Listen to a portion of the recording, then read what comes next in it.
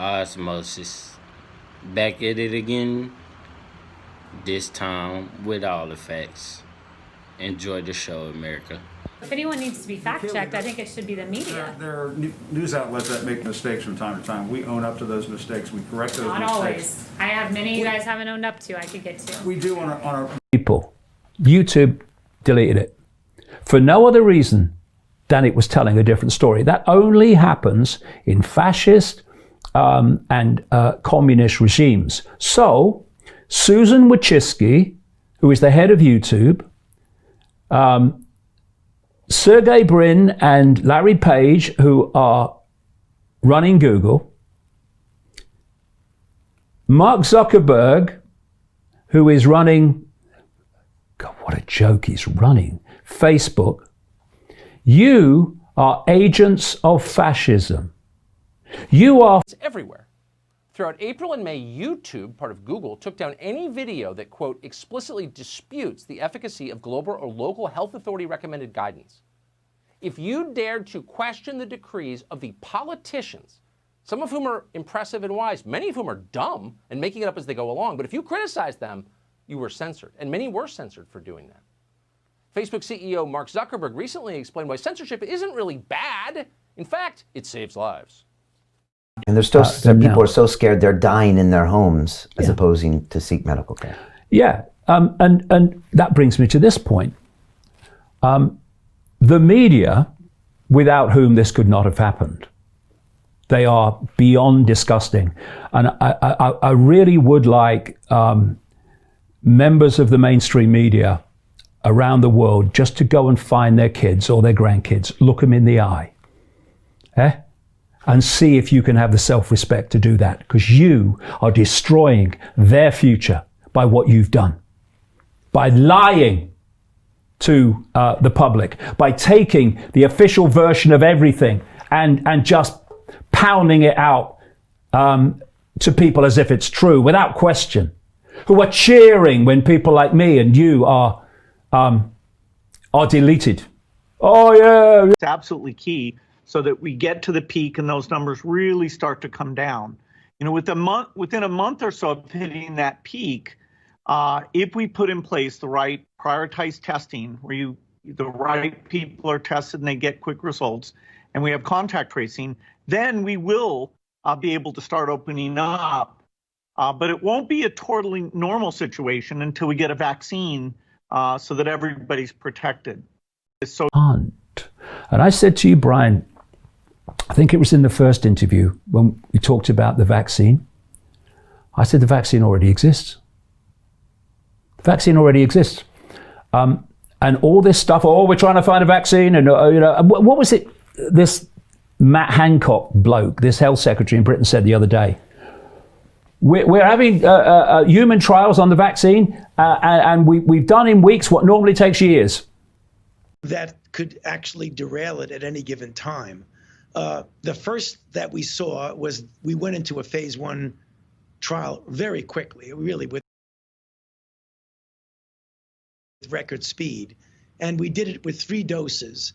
And the first thing you look at is it's safe. Clearly it was. But the important issue is it inducing the kind of response that you would predict would be protective. So when the company and our investigation and control, and to just say, if you want normalcy, you've got to have the vaccine. And by the way, Mr. Gates, if I could just ask a question, sir. If you've not isolated the virus and purified it to prove that there is a virus, and you've not then, according to the way the medical system should work, put that isolated virus into a living host, and they've got the disease that you say this is causing, plus many other things, none of which have been done with COVID-19, then if you've not isolated the virus, Mr. Gates, how can you find a vaccine for it? Another question, if you've not isolated the virus, how can you be testing for it? Services to almost everyone on the planet. And it's a great thing. So this is a wish. It's a very concrete wish that we invent this technology. If you gave me only one wish for the next 50 years, I can pick who's president, I can pick a vaccine, which is something I love, I can pick a vaccine, which is something I love. You know, the reduction of life is going to be immense because of this lockdown. I saw a doctor on a television news program in America who was saying that 80% of brain surgery in America has stopped because of the pandemic.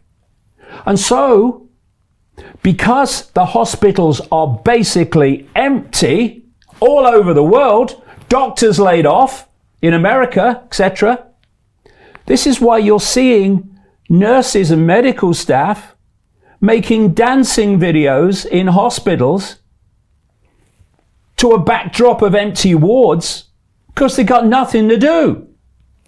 Go on YouTube if you must and see the dancing medical staff videos because they got nothing else to do. Big, big booty, what you got a big booty. Big, big booty, what you got a big booty. Big, big booty, what you got a big booty. Baby, come give me something, oh. I'm a savage, yeah. Classic, bougie, ratchet, yeah. Sassy, moody. Coronavirus! Black leather glove, no sequin. Buckles on the jacket, it's elite shit. Nike crossbody, got a piece in. Got a dance. You've spoken there about the United States, about Britain, about the numbers in these countries. The United States is reaching a milestone of 100,000. Here in the UK, we're well over 30,000. Russia is the third most affected country. It accepts that it has almost 400,000 people who have been affected by coronavirus. Yet when you compare that to the death toll, the death rate, it doesn't seem to match up. It is a very good question, and it has to be analyzed. I think for scientific purposes, it will be very important. If we know that Russia has tripled its tests in a month to 9 million. Protected against subsequent exposure and infection with an identical organism. So what are some of the pluses and minuses of each? Because the pluses and minuses are really going to impact how we best use the test and how the test actually should be used. So let's take the test for whether or not you're infected. The test of whether or not you're infected is a test that right now is called a nucleic acid test. It's not an easy test to do. There are some that are more rapid. There are some that have a high throughput. There are different groups within that. The good news about that is that it's a sensitive and specific test, so that if you're infected, you know you're infected, so that in this wave. This happened during pandemics in the past. It certainly happened in the pandemic of 1919 and the Spanish flu. We got a second peak, not necessarily a second wave. And therefore, I think right now, countries in Europe, countries in North America, many other countries around the world in Southeast Asia have to continue to put in place the public health and social measures, the surveillance measures, the public health measures, the testing measures, and a comprehensive strategy to ensure that we continue on a downward trajectory. Pathic billionaires setting up foundations. It's oh, he's ever such a nice man, that Bill Gates. Look, he's got a foundation he gives to charity. Well, just follow the frickin' charities and follow what they're doing. And you'll find that it's a cult agenda that he's financing, whether it's Monsanto or his main specialization, because they're all given different roles. His main specialization is vaccinations and the manipulation of health, but particularly vaccinations. That's why. What was it this guy Tedros, the head of the World Health Organization, a man I wouldn't trust to tell me the time in a room full of clocks, by the way, he said, don't touch cash, use cards, because the virus can pass on through cash. I've come up here today for this chat 3 times in places that are always cash. I had cash turned down. No, we're only taking cards. And when this runs on they're going to be justifying a cashless society on the basis of that you can pass viruses on through it. And they're going to be saying, we can't have this again. We can't have this happen again. 3,000 AIDS deaths were observed in the region. This is an avoidable worst-case scenario and not a prediction. This model acts as a wake-up call to identify ways to sustain all vital health services. Despite attention being focused on the COVID-19 pandemic, we must still ensure that global supplies of tests and treatments for both HIV and TB reach the countries and communities that need them most. We should save people from both COVID and HIV and other illnesses. Even than in cafeterias. And it also says, after we have all been wiping down our groceries, leaving stuff outside, that in this new report, they found that the virus, quote, does not spread easily from touching surfaces or objects. So here now to help us sort this out is Dr. Richard Besser, former acting CDC director under President Obama and president of the Robert Wood Johnson Foundation. He is also on New Jersey Governor Phil Murphy's reopening team. Dr. Besser, thank you very much for being with us tonight. Good to have you. Thank you, Martha. It's great to be here. So what do you think about that? It is interesting because we were told originally there's all these scary stories about how it hangs in the air for 24 hours. And then if it lands on metal, it's there for 48 to 72 hours or on packages. That was really, a bit of the early panic in all of this. Why would that change? Yeah, this is one of the reasons why it would be so valuable to hear from CDC scientists every day. Early on, when a new infectious agent appears, what we don't know far exceeds what we do know. So there's work that's done in laboratories. So work in a laboratory may say, well, we found in the laboratory this survives for a certain number of hours on different types of surfaces, and we could find it in the air. What you then need to do is say, okay, let's look in the community at what are the important ways this is spreading. And that's where you can see, yeah, well, in the laboratory you found that, but we found in the community that it's really being close to somebody who's sick within 6 feet. That's the important thing. And those other ways are not so important. And reciprocal treatment. China has also unlawfully claimed territory in the Pacific Ocean, threatening freedom of navigation and international trade. And they broke their word to the world on ensuring the autonomy of Hong Kong. The United States wants an open and constructive relationship with China, but achieving that relationship requires us to vigorously defend our national interests.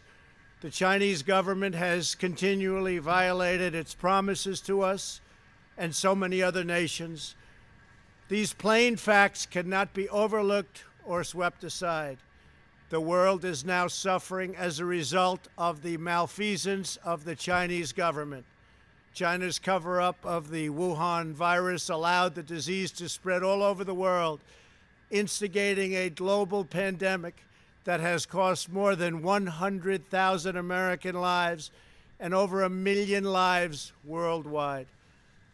Chinese officials ignored their reporting obligations to the World Health Organization and pressured the World Health Organization to mislead the world when the virus was first discovered by Chinese authorities.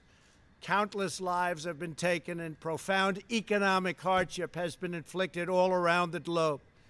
They strongly recommended against me doing the early ban from China, but I did it anyway and was proven to be 100% correct. China has total control over the World Health Organization, despite only paying $40 million per year, compared to what the United States has been paying, which is approximately $450 million a year. We have detailed the reforms that it must make and engage with them directly, but they have refused to act. Because they have failed to make the requested and greatly needed reforms, we will be today terminating our relationship with the World Health Organization and redirecting those funds to other worldwide and deserving urgent global public health needs. Rumors spread around, multiplying. In the meantime, people dying. Trying to save lives, make me great. Hit my knees, set my grace. Trying to figure out how to get in this special place. CDC, w.h.o, whatever it takes. Get them when they come.